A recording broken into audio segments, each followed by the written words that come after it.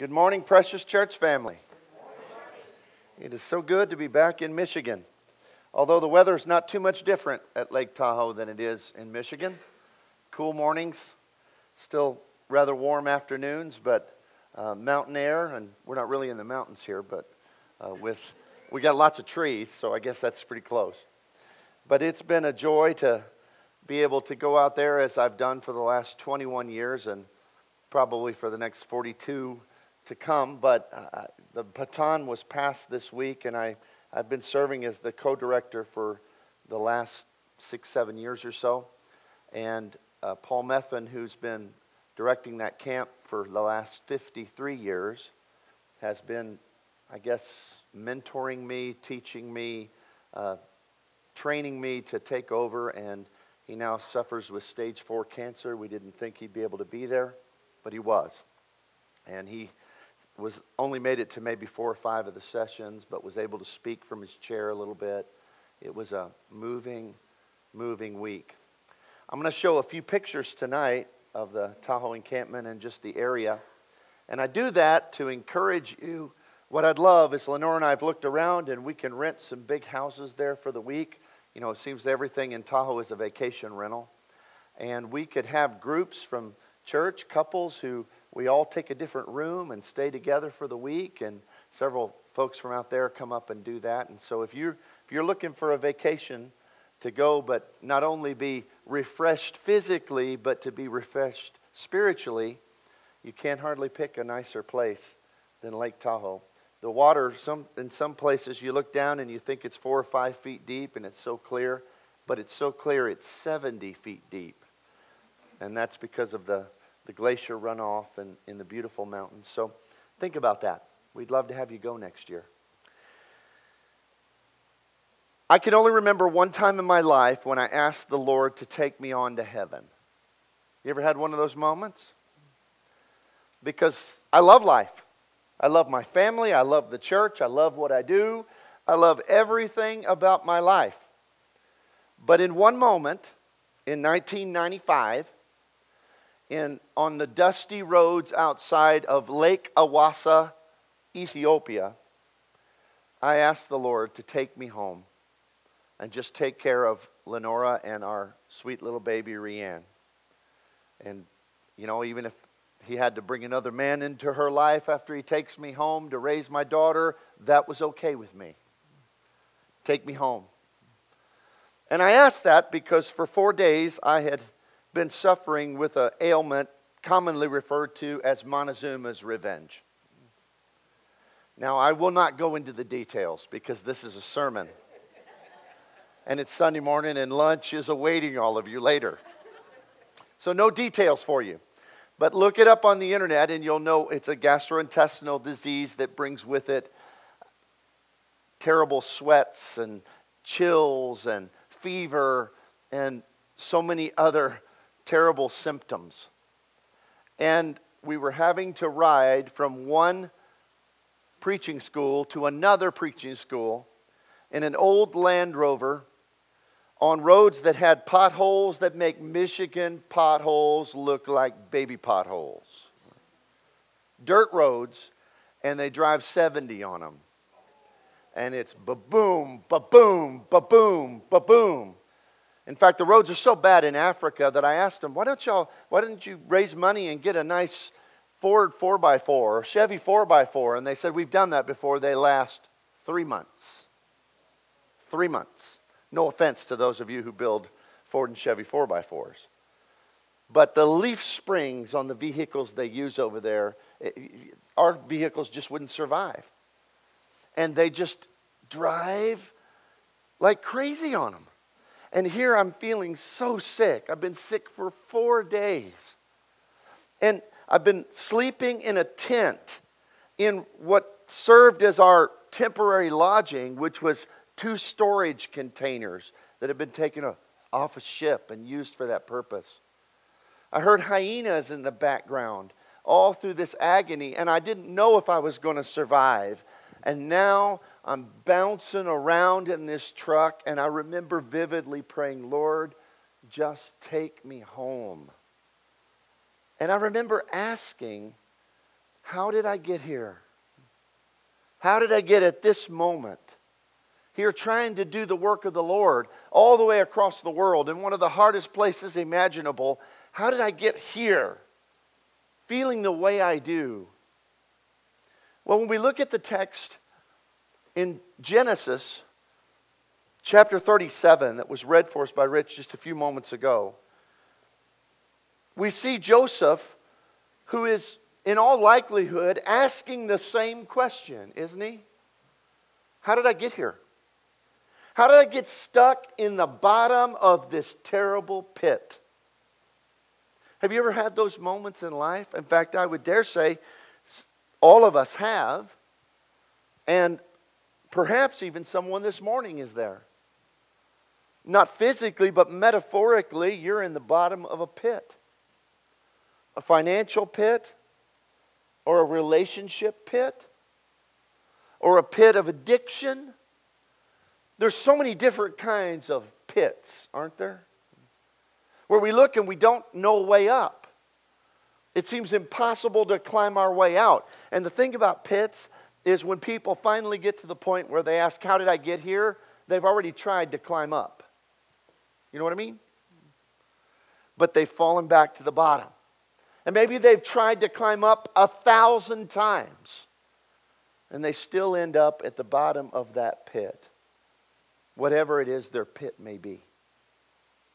So I think that this story provides us some important insight to apply to everyone's lives when we're at those moments when we feel that we're at the bottom of whatever our pit may be.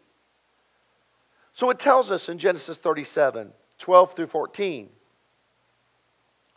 Then his brothers went to feed their father's flocks in Shechem. And Israel said to Joseph, are not your brothers feeding the flocks in Shechem? Come, I will send you to them. And he said to him, here I am. And he said, please go and see if it is well with your brothers and well with the flocks, and bring back word to me. So he sent him out to the valley of Hebron, and he went to Shechem. And then in verses 18 through 25, it was read for us that as he came, they saw him a way off, and they started to conspire. They conspired because they wanted him out of their lives. Joseph, not only was he his father's favorite, and his father didn't pull any punches with his favoritism. You know, parents, we kind of all know it's not good to have a favorite, right? Everybody knows that. Even though I used to use that in my relationship with my children, some would come up and, you know, they'll try to manipulate you with it, because every parent feels guilty if they accidentally or unintentionally showed favoritism to one or the other. Anybody ever feel that way? I've got a great solution how to deal with it. When my kids would come up and do that and say, you just love Seth more than you love me, I'd say, yeah. Or you just love Rianne more than you love me. Uh-huh. And you know what you get when you say that? Because they don't really believe it. They're just trying to manipulate, right? Because most of our kids know we love them all the same.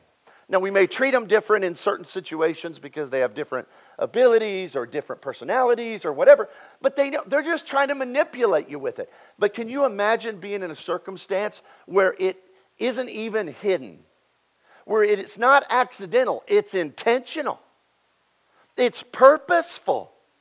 And it's clear to everybody. And even the father, he doesn't pull any punches with it. I mean, he's got a favorite. He was born of his favorite wife.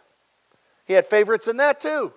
That's a whole nother sermon, but we can get to it one day. I'll tell you, the thing about polygamy is you don't have to argue or teach lessons on why it's unbiblical. It's just unwise. Look at every situation. Mark Twain once said when asked, where does the Bible say you can't have polygamy? He said, Jesus said it.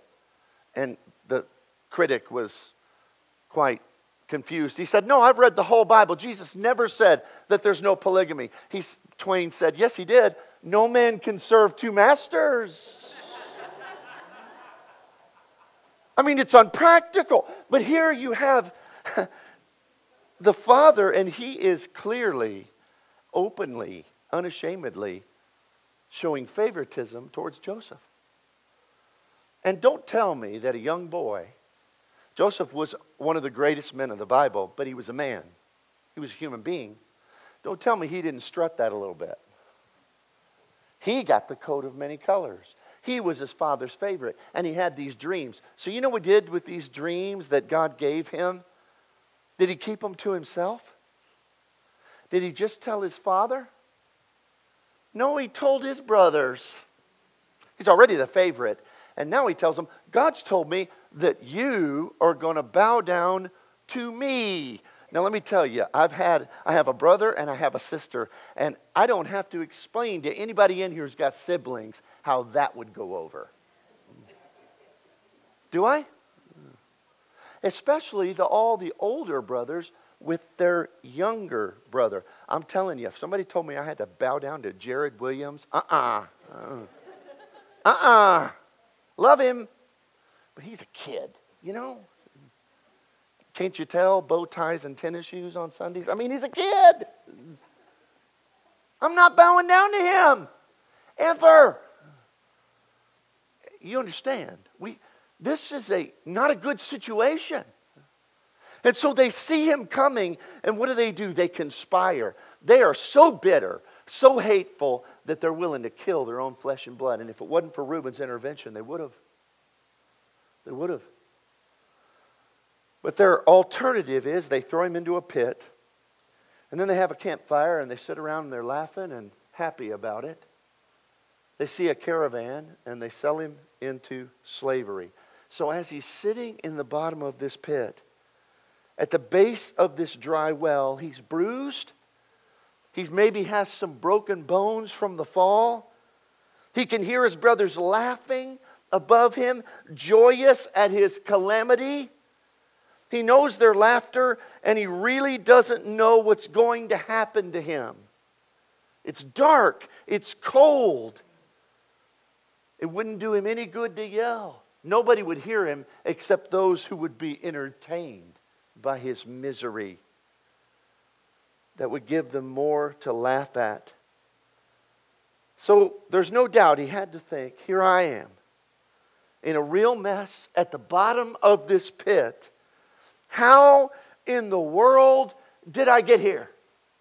How did I arrive at this hopeless state? And I believe that most people at some point in their lives ask that same question, don't you?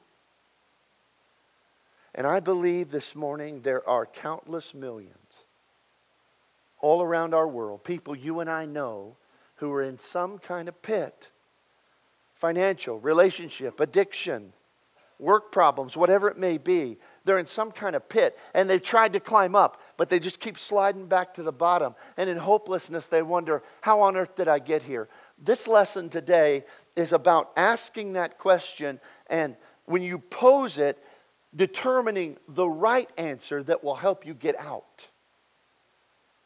Because Joseph could have given the wrong answers to the question, how did I get here? You see, he could have pointed to some true things that while they may have contributed, weren't the real reason. He could have shifted the blame to some realities in his life that, yes, they weren't good, and yes, they certainly probably contributed to him being there, but they weren't the root reason he's there. The first is he could have pointed to his dysfunctional family, because he had one. I mean, you got a mama and a stepmama, and they're both married to your dad. All of your brothers, I mean, you're by different mothers, and dad is clearly shows favoritism to some and not to others. You see, his family had problems for generations. In the 4 generations of his family, Abraham had started off with his father in Ur of the Chaldeans, and they weren't even believers. The book of Joshua tells us that when Abraham heard God speak to him, he was worshiping idols at the time. And it speaks profoundly to his faith that he was willing to pack up and go. And so his grandfather certainly had great faith, but it also speaks to the dysfunctionality of their family, that his grandfather lied about his wife and was willing to let someone else take her as his wife twice. It also speaks to the dysfunctionality of their family, that his grandfather Abraham had taken a maidservant to be a wife to him so they could circumvent God's plan for children. It speaks to the dysfunctionality that his grandfather turned out that woman that he had taken. We don't know if it was against her will or not, but he sure didn't ask her permission.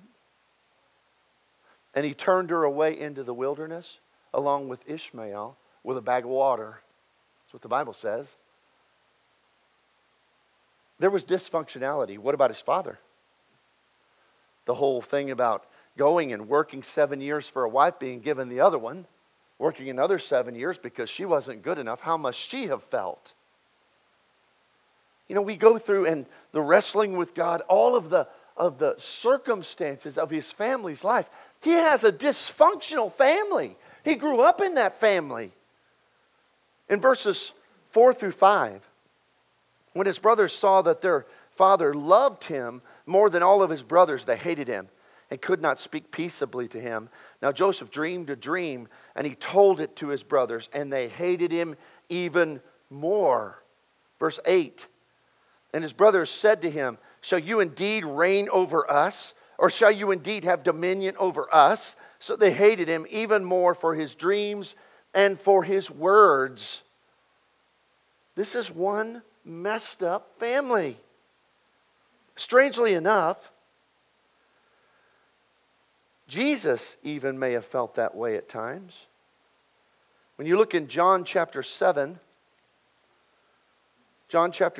verses 1 through 5, we see an interesting passage where it says, after these things Jesus walked in Galilee, for he did not want to walk in Judea because the Jews sought to kill him.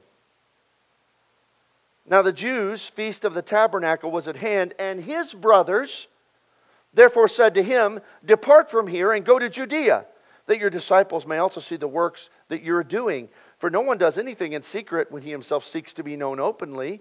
You do these things yourself for the world. For even his brothers did not believe him. Now, this is a little bit difficult for us to wrap our minds around, because James, the brother of Jesus, would become an elder in the church and write one of the books of the New Testament. But at that time, in Christ's ministry, his brothers were not on board with who he was. Even his mama. Even Mary wasn't fully on board with who he was. Because there's another passage that tells us that when Jesus was preaching, her and his brothers came to bring him home because they thought he was a little bit out of his mind. See, he wasn't the Messiah they expected him to be, and he wasn't the Messiah they wanted him to be. Where's the revolt? Where's the army? But here, it's not to the point where his brothers are just disappointed or worried about him. They are tired of him. Because it says that they sought to kill him in Judea, and his brothers say, you should go to Judea. You should go to Judea. He said because his brothers did not believe him. Now Jesus, what that tells us is Jesus grew up in a dysfunctional family. Now don't get me wrong, I'm not criticizing Joseph and Mary. God couldn't have picked a better couple in which to entrust his son. But with their brothers, I mean, when your brother is God in the flesh, that's got to be a tough family dynamic. Right? I mean, how many times did they hear, why can't you be more like Jesus? Because I'm not God. I mean, that seems like a reasonable answer, doesn't it? Oh, yeah. Why can't you be more like your God, brother? How many times have I heard that in my life? You know?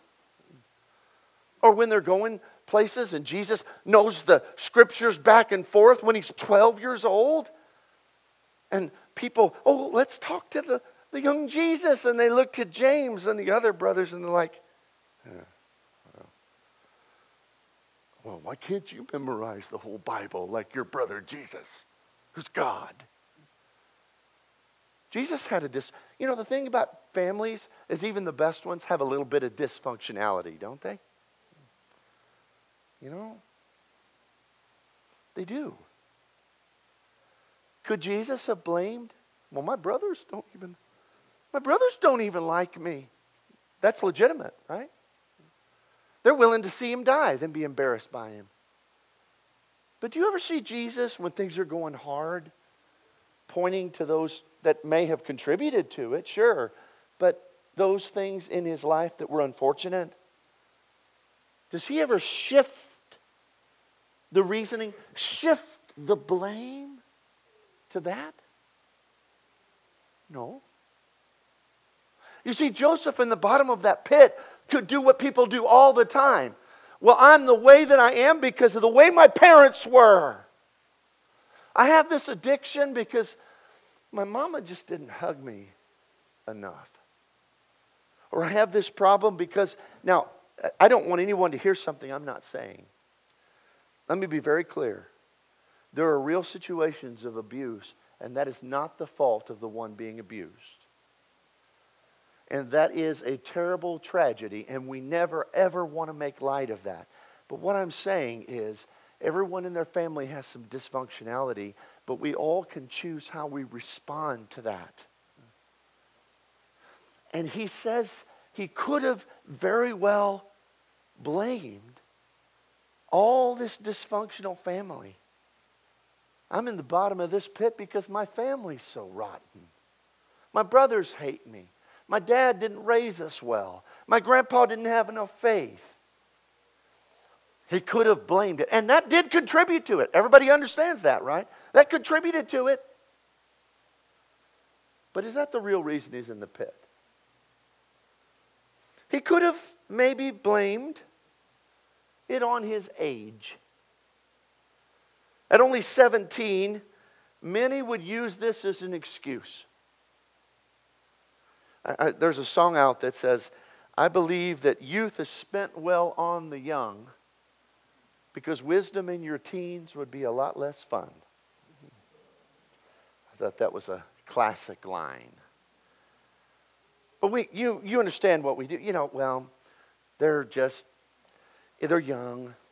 Or I'm young, I got plenty of time to straighten it out, to get things together, to figure out all of this stuff. I should get a pass on this because of my age. I'm not supposed to be mature yet. All sorts of people in the bottom of terrible pits will dismiss the blame off to their age. Sometimes the blaming of age isn't because we're young, but because we're old. I don't feel good anymore. My body doesn't work. I did my time. I taught Bible classes for 40 years. It's somebody else's turn.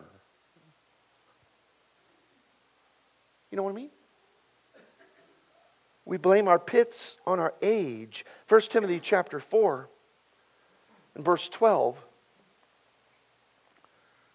Paul addresses this concept when he says to Timothy, let no one despise your youth, but be an example to believers in word, in conduct, in love, in spirit, in faith, and in purity. He said, don't let age be a factor.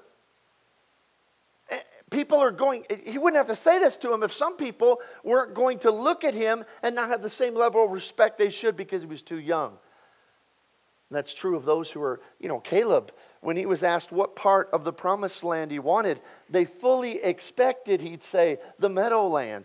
And he's like, no, I don't want that. I want the mountain because there's still enemies to defeat. Give me the mountain. Because it was expected, because of his age, that he wouldn't, that he would use that as an excuse and live the rest of his life in the pit of infirmity. There are all sorts of other things that people blame. But here's the real reason Joseph was in his pit. And it's the same reason everyone ends up in a pit of hopelessness they can't find their way out of. They're there because of sin. Joseph was not perfect. Now, he's going to be one of the greatest examples of faith in all the Bible. But his pit, he still wouldn't be there if it weren't for things like verse 2 of our text. This is the genealogy of Jacob. Joseph, being 17 years old, was feeding the flock with his brothers. And the lad was with his sons in Bilhah, and the sons of Zilpah, his father's wives. And Joseph brought a bad report to them, to their father. He'd been a tattletale. Not only did he know his father liked him best, he wanted to keep it that way. Not only did he know that his father thought less of those other brothers, he did everything he could to rub salt in that wound. That's what it says. He ran and he gave a bad report. That means he told on them. Now, everybody who's got a brother or sister, what's the cardinal sin of brothers and sisters? What you don't do. You don't rat each other out.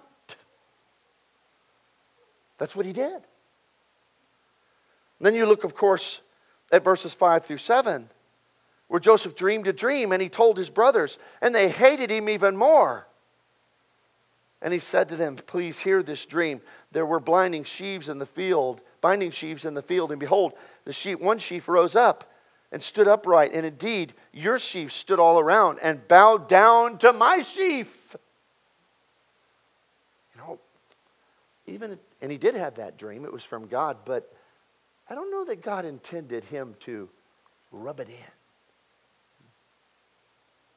You see, Joseph's in the bottom of this pit because he had a sense of pride and superiority. And let me tell you, nothing's put people in the bottom of more pits of hopelessness than pride and arrogance. And the funny thing about it is when you're in the bottom of a pit and that's the reason, you can't hardly ever realize that's the reason. The pride works against you even being honest as to why you're there. You see, even if it isn't Joseph's sin, and there's no way that he'd be in the bottom of that pit if he wasn't that way to his brothers.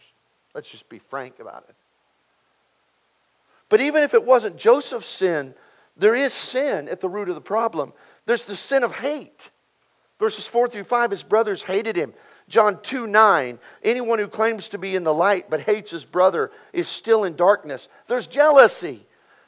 2 Corinthians 3 verse 3, you are still worldly, for since there's jealousy and quarreling among you, are you not worldly? There's favoritism. James chapter 2 and verse 9, but if you show favoritism, you sin and are convicted by the law as lawbreakers, and there's lying and deceit. Let's go tell Father that a beast ate him. Colossians 3:4, do not lie to each other, since you have taken off your old self with its practices. You see, the reality of this is the reason for every pit is the same. Sin. Now, you say, but there are real circumstances of victims and predators. That's true. But it's still important when they're at the bottom of the pit that even if it's not our sin that put us there, we recognize that it's sin, someone's sin, that put us there. Because when we place blame in the right place, then we empower the Lord to do exactly what He did for Joseph. Because he did get out of that pit, didn't he? But there were more pits waiting. There was a pit of slavery that would come. And then there was a pit of imprisonment that would come.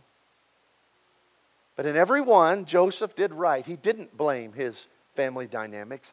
He didn't blame his brothers and other people. He didn't blame all of his youth or any other circumstance in life. He put the blame squarely where it needed to be, on sin, his own and others who had brought about this pit. And I think that that is the most helpful way to evaluate. There have been pits in my life, when I look at it, a lot of the reason I'm there is because of the sin of other people, and I need to acknowledge that. But almost always, there's some part of my own that ended me up there. Because I could have responded to them in a different way. I could have reacted differently. I could have had a different attitude. The thing is that pits, physical pit for him, but whether it's financial or relationship or addiction or work-related or whatever it may be, almost all pits are the same. You know, as I rode around in that Land Rover, asking the Lord to take me home,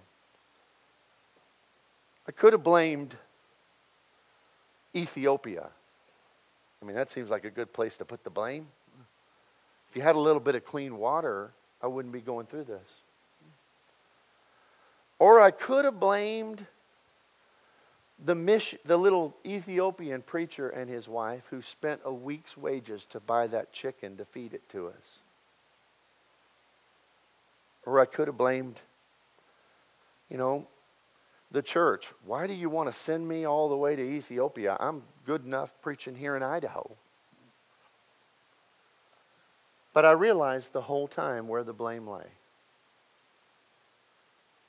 When he brought us that chicken in that crock pot 4 days before, I looked at it and it looked good. And the medical doctor from Fort Smith, Arkansas, who was with me, said, "Oh, I think that's hot enough. That's no problem. We can eat that." And it looked really good. But the longtime missionary who was with us said, "Don't eat that." And I reasoned, oh, a medical doctor knows more than a missionary. Moral of the story, missionaries know more than medical doctors. You see, I made that choice when I was counseled with good counsel. I made that choice. And that's why I ended up in the pit.